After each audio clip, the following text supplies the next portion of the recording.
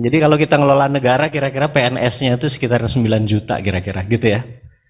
Jadi bisa dibayangkan akan terjadi perubahan di dunia HRD. Dan ini ngapunten, jadi saya minta izin boleh ngomong apa adanya, boleh nggak? Walaupun nanti ada yang sedikit nyere hati, tapi saya mau ngomong apa adanya. Contohnya gini, contohnya. Saya minta maaf bahwa HRD adalah sunset industry. Nyere hati kan, bener nggak? HRD akan menjadi sunset industry. Saya akan terangkan sebelum nanti masuk ke topiknya. Degree, diploma, ijazah, apa? Degree itu apa sih? Kayak gelar, itu sunset industry. Gitu. Terus sekolah yang pakai brick and mortar atau bata dan semen, itu sunset industry. Dosen dan guru adalah sunset industry.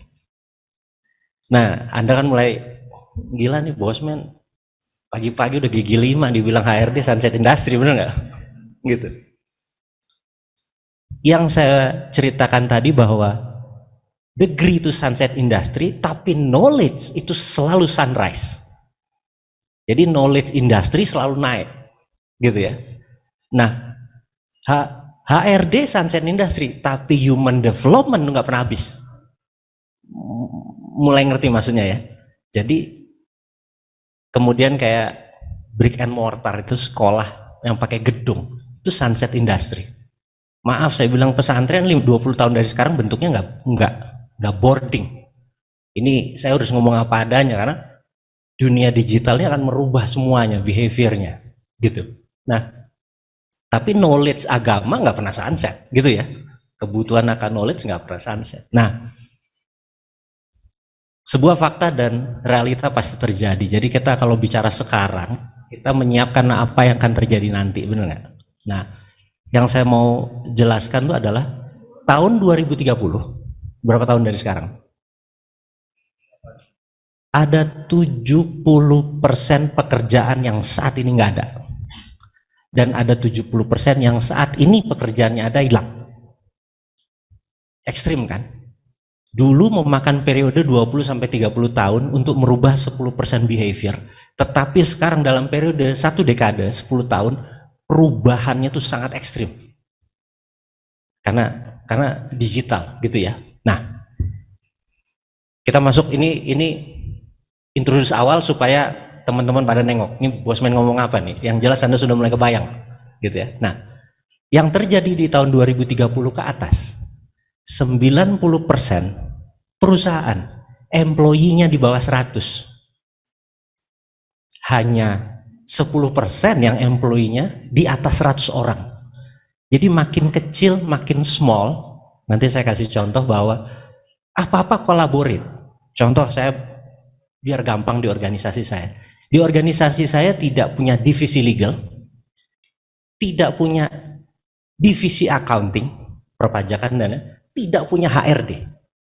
Jadi Anda suatu hari akan mengoutsource HRD ini. Jadi siap-siap spin off. Di outsource. Karena jadi ringan. Sekarang ada LinkedIn, ada job seeker, ada segala macam, sekedar mencari dan kualitasnya udah sesuai sama yang kita butuhkan. Jadi orang HRD itu kalau nggak CEO-nya, Anda tahu CEO kan? Chief Everything Officer. Ngerjain semuanya. Di organisasi di bawah 50 orang, CEO itu ngerjain semuanya. Gitu. Nah, dan kita tahu bahwa 90% transaksi di tahun 2030 ke atas itu melalui e-commerce. Gitu. Jadi e-commerce itu kan artinya brick mortarnya tadi, yang tadinya Anda buka cabang adalah membuka banyak-banyak outlet, sekarang membuka banyak-banyak nggak perlu, karena dengan cloud kitchen Anda jualan pecel, dia jualan rawon juga di situ, jualan apapun satu, cuman nanti outputnya beda-beda. Jadi kitchennya di share karena kitchen paling mahal gitu ya. Nah itu langsung distribusi ke rumah-rumah. Ini kita cerita bahwa teknologi itu fast to furious gitu, kenceng bukan main gitu. Oke, kita balik ke, bisa dibayangkan kalau 2030, punten Anda umurnya berapa? 8 tahun dari sekarang. 40. Akan kaget-kaget nggak kira-kira?